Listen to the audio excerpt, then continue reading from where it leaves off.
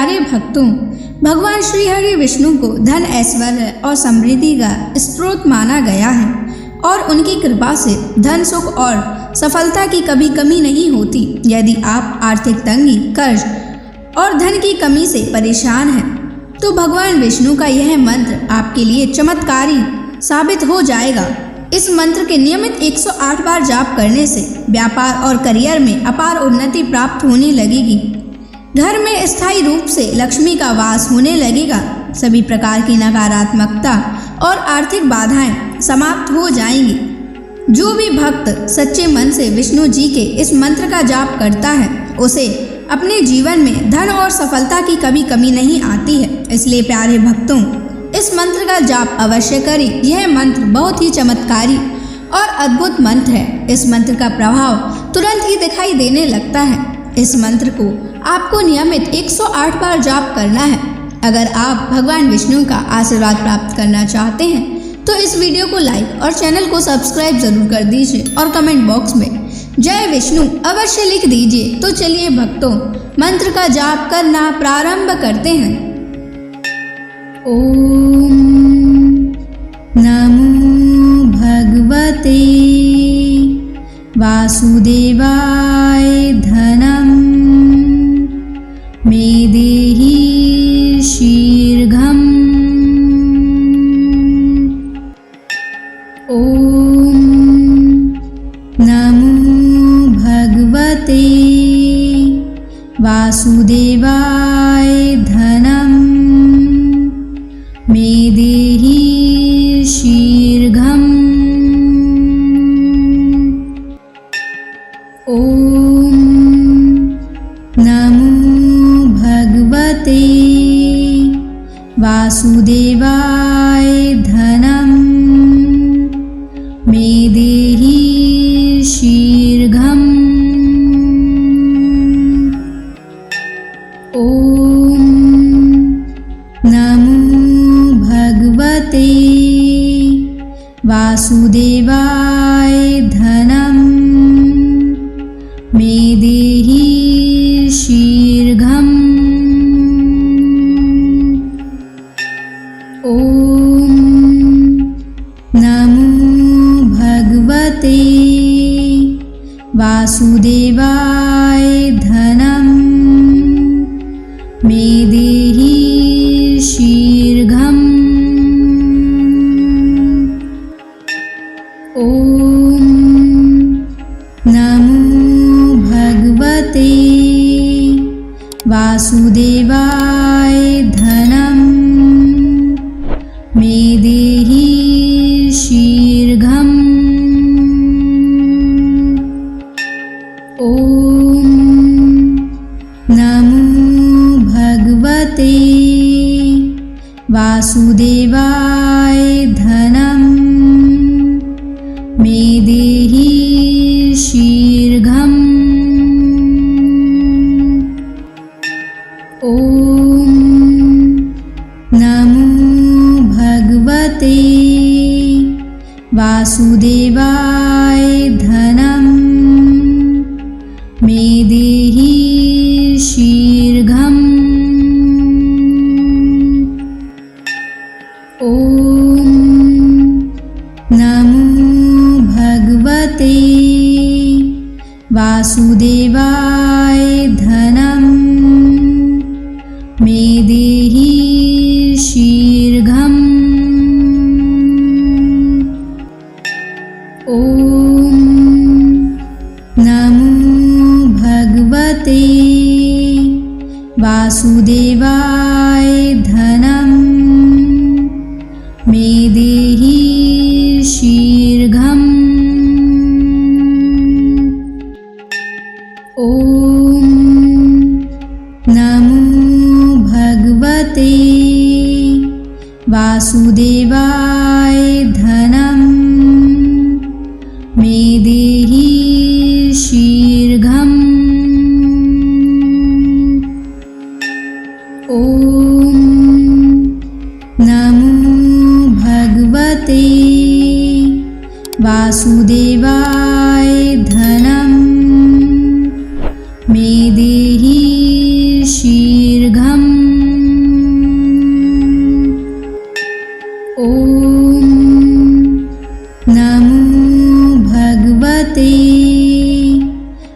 वासुदेवाय धनं मे देहि शीघ्रम्।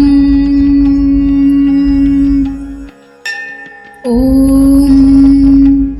नमो भगवते वासुदेवाय धनं मे देहि शीघ्रम्। ॐ नमो भगवते वासुदेवाय धनं मे देहि शीघ्रम्। ॐ नमो भगवते वासुदेवाय धनं मे देहि शीघ्रम्। ॐ नमो भगवते वासुदेवाय धनं मे देहि शीघ्रम्। ॐ नमो भगवते वासुदेवाय धनं मे देहि शीघ्रम्। ॐ नमो भगवते वासुदेवाय धनं मे देहि शीघ्रम्। ॐ नमो भगवते वासुदेवाय धनं मे देहि शीघ्रम्। ॐ नमो भगवते वासुदेवाय धनं मे देहि शीघ्रम्। ॐ नमो भगवते वासुदेवाय धनं मे देहि शीघ्रम्। ॐ नमो भगवते वासुदेवाय धनं मे देहि शीघ्रम्। ॐ नमो भगवते वासुदेवाय धनं मे देहि शीघ्रम्। ॐ नमो भगवते वासुदेवाय धनं मे देहि शीघ्रम्। ॐ नमो भगवते वासुदेवाय धनं मे देहि शीघ्रम्। ॐ नमो भगवते वासुदेवाय धनं मे देहि शीघ्रम्। ॐ नमो भगवते वासुदेवाय धनं मे देहि शीघ्रम्। ॐ नमो भगवते वासुदेवाय धनं मे देहि शीघ्रम्। ॐ नमो भगवते वासुदेवाय धनं मे देहि शीघ्रम्। ॐ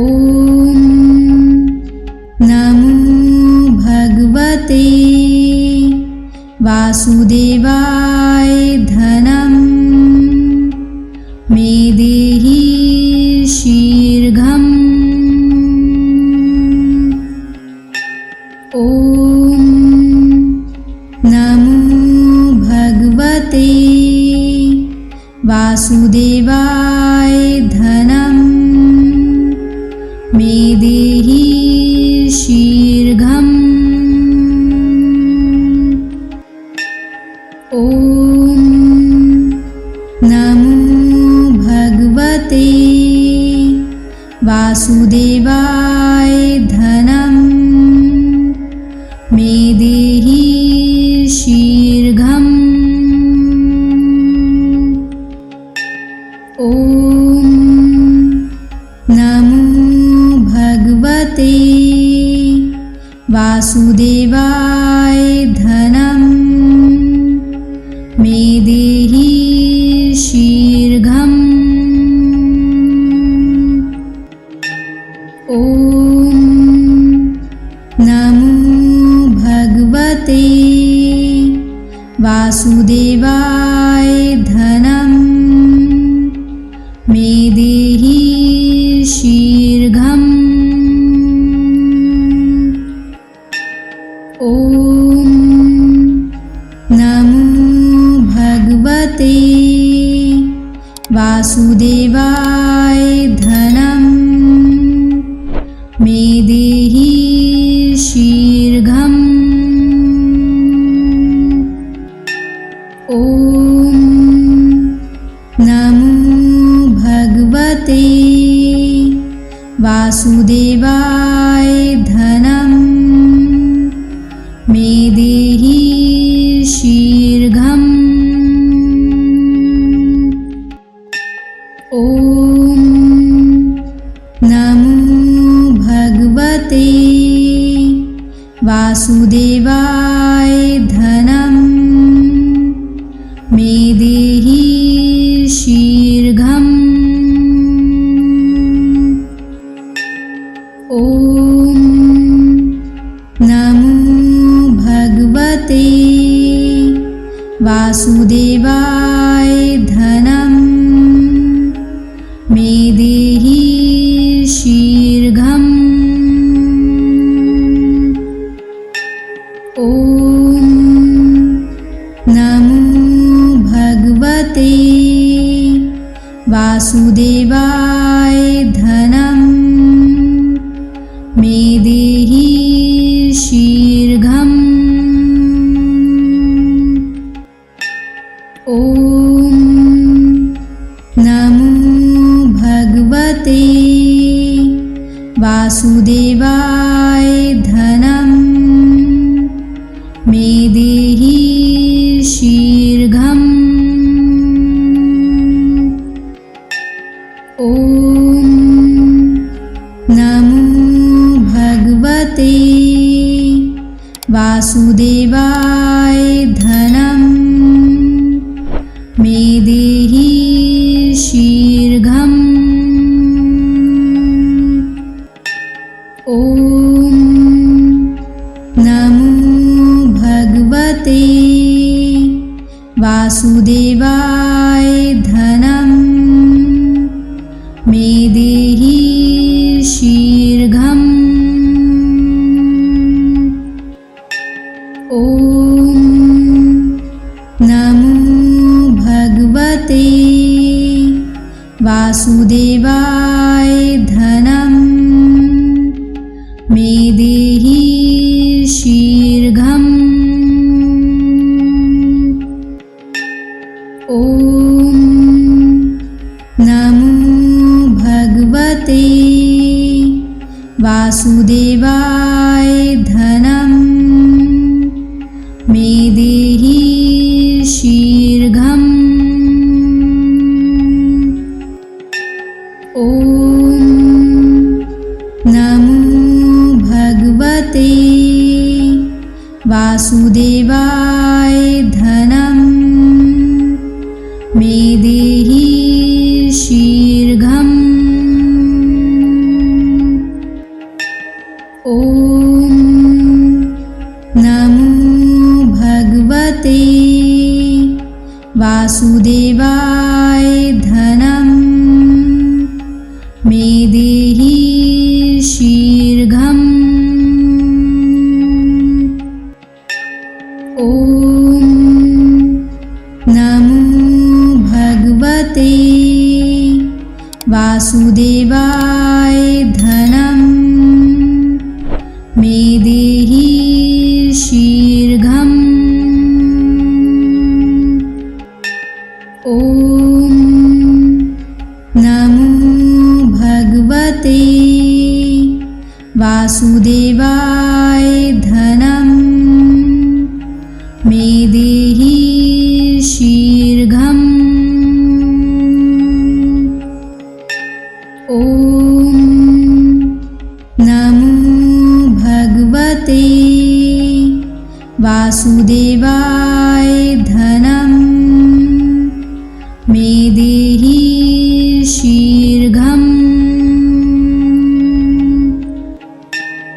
ॐ नमो भगवते वासुदेवाय धनं मे देहि शीघ्रम्। ॐ नमो भगवते वासुदेवाय धनं मे देहि शीघ्रम्। ॐ नमो भगवते वासुदेवाय धनं मे देहि शीघ्रम्। ॐ नमो भगवते वासुदेवाय धनं मे देहि शीघ्रम्। ॐ नमो भगवते वासुदेवाय धनं मे देहि शीघ्रम्। ॐ नमो भगवते वासुदेवाय धनं मे देहि शीघ्रम्। ॐ नमो भगवते वासुदेवाय धनं मे देहि शीघ्रम्। ॐ नमो भगवते वासुदेवाय धनं मे देहि शीघ्रम्। ॐ नमो भगवते वासुदेवाय धनं मे देहि शीघ्रम्। ॐ नमो भगवते वासुदेवाय धनं मे देहि शीघ्रम्। ॐ नमो भगवते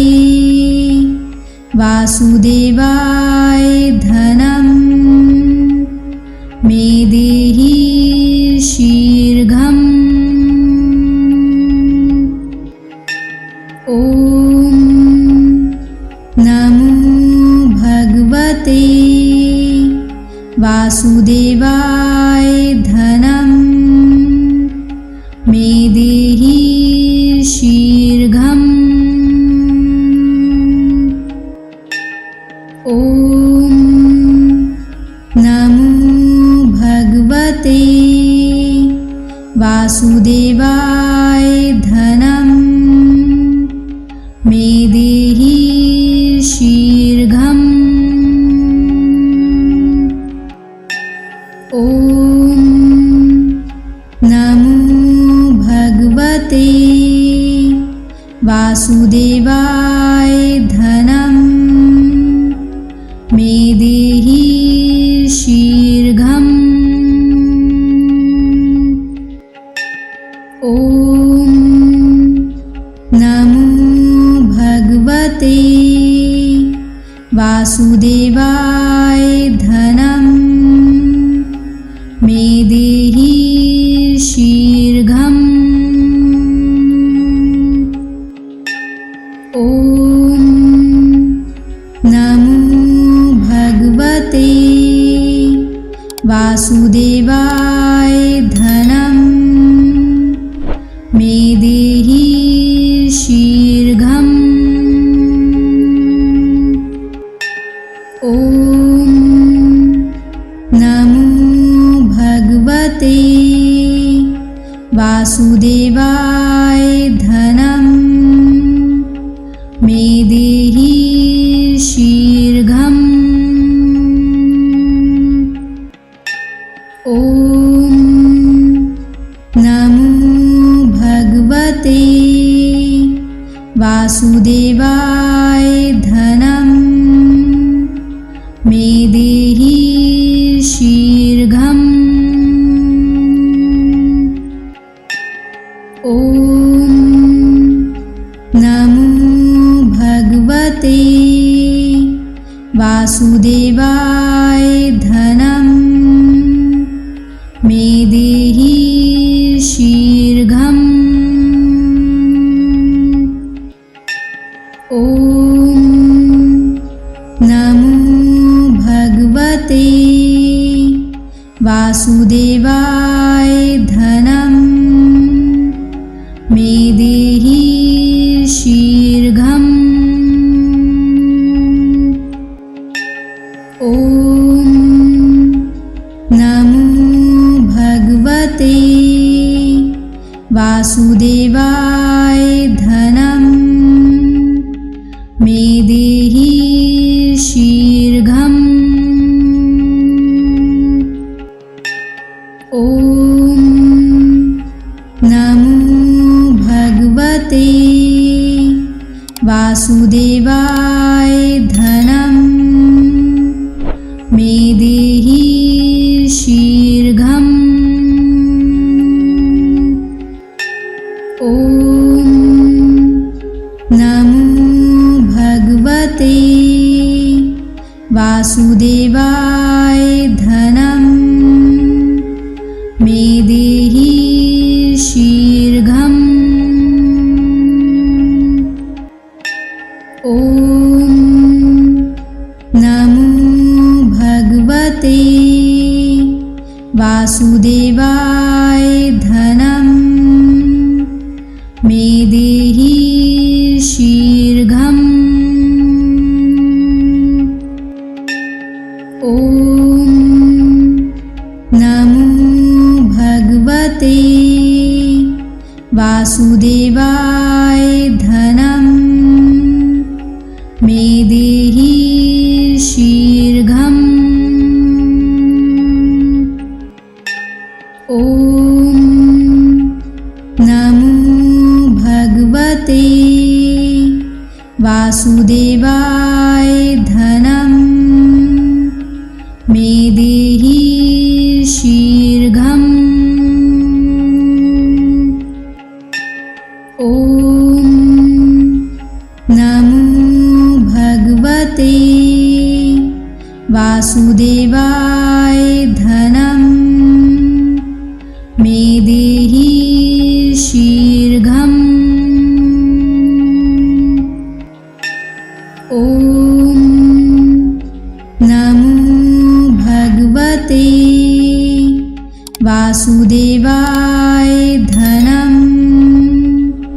मे देहि शीघ्रम्।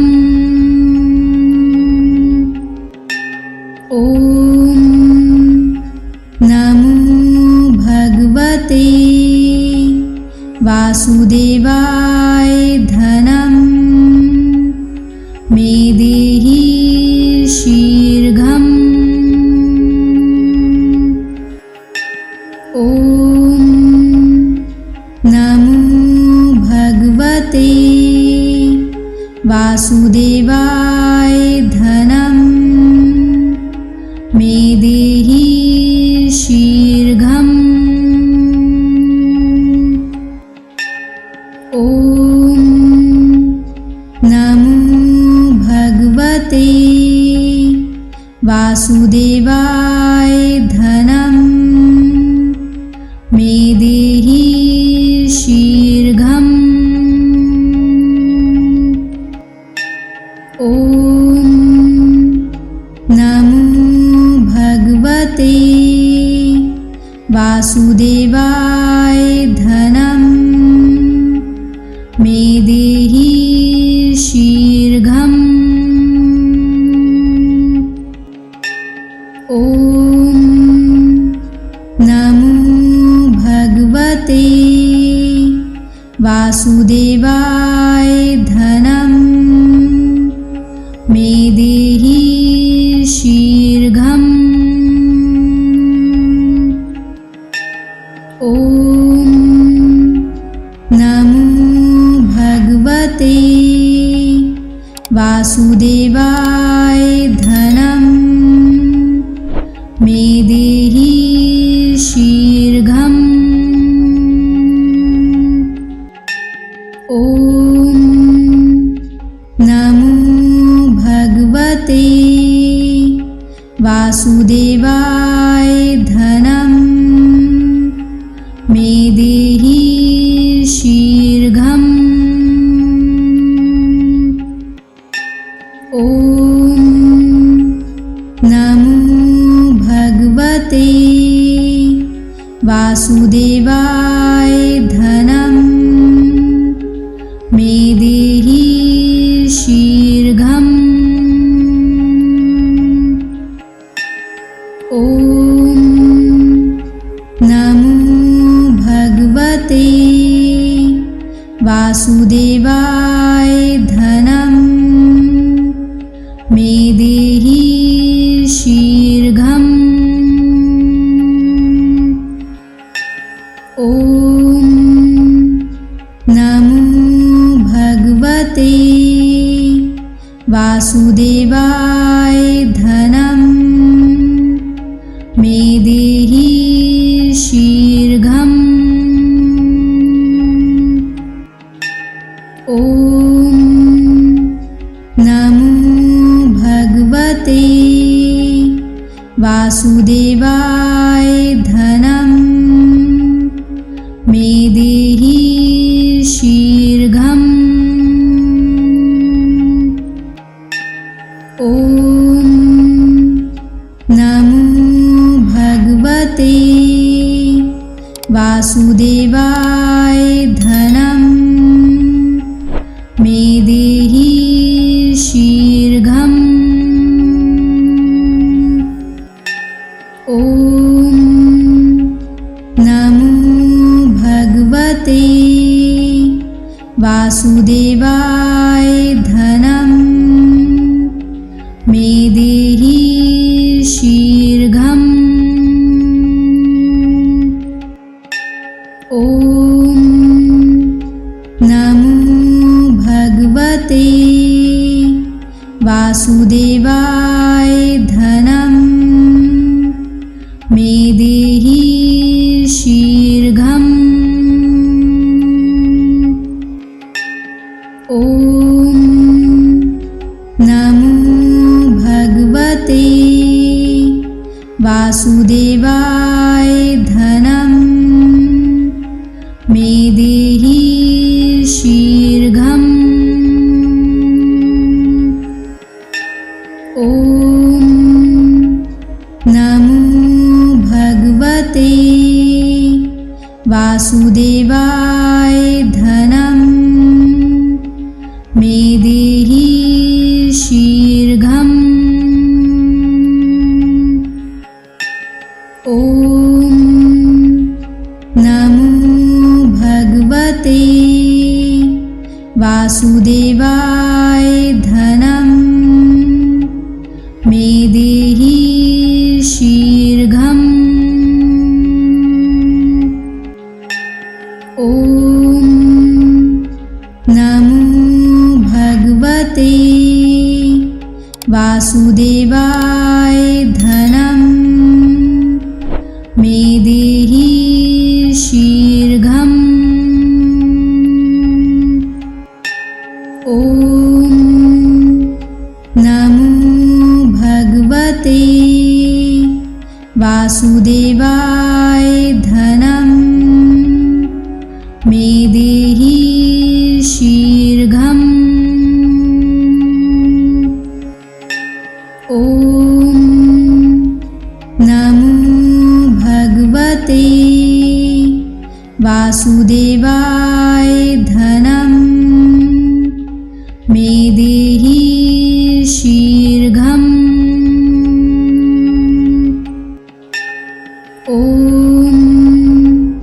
नमो भगवते वासुदेवाय धनं मे देहि शीघ्रम्। ॐ नमो भगवते वासुदेवाय धनं मे देहि शीघ्रम्। ॐ नमो भगवते वासुदेवाय धनं मे देहि शीघ्रम्। ॐ नमो भगवते वासुदेवाय धनं मे देहि शीघ्रम्। ॐ नमो भगवते वासुदेवाय धनं मे देहि शीघ्रम्। ॐ नमो भगवते वासुदेवाय धनं मे देहि शीघ्रम्। ॐ नमो भगवते वासुदेवाय धनं मे देहि शीघ्रम्। ॐ नमो भगवते वासुदेवाय धनं मे देहि शीघ्रम्। ॐ नमो भगवते वासुदेवाय धनं मे देहि शीघ्रम्। ॐ नमो भगवते वासुदेवाय धनं मे देहि शीघ्रम्। ॐ नमो भगवते वासुदेवाय धनं मे देहि शीघ्रम्। ॐ नमो भगवते वासुदेवाय धनं मे देहि शीघ्रम्। ॐ नमो भगवते वासुदेवाय धनं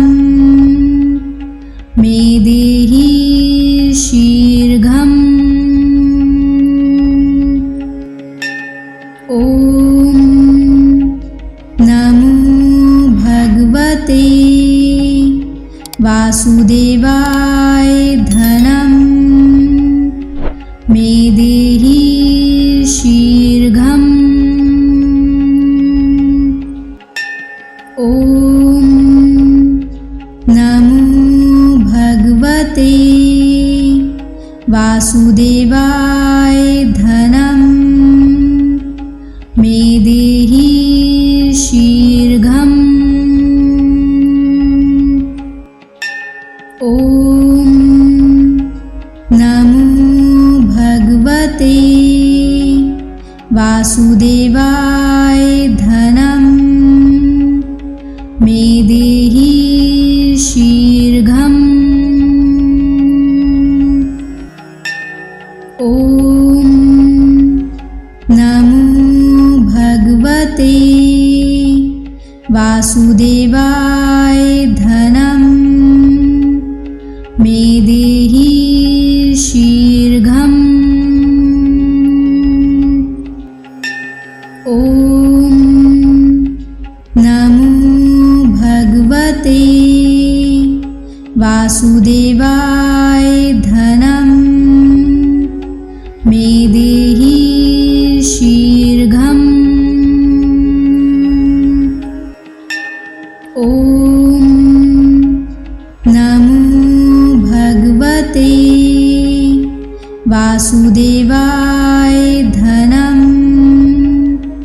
मे देहि शीघ्रम्। ॐ नमो भगवते वासुदेवाय धनं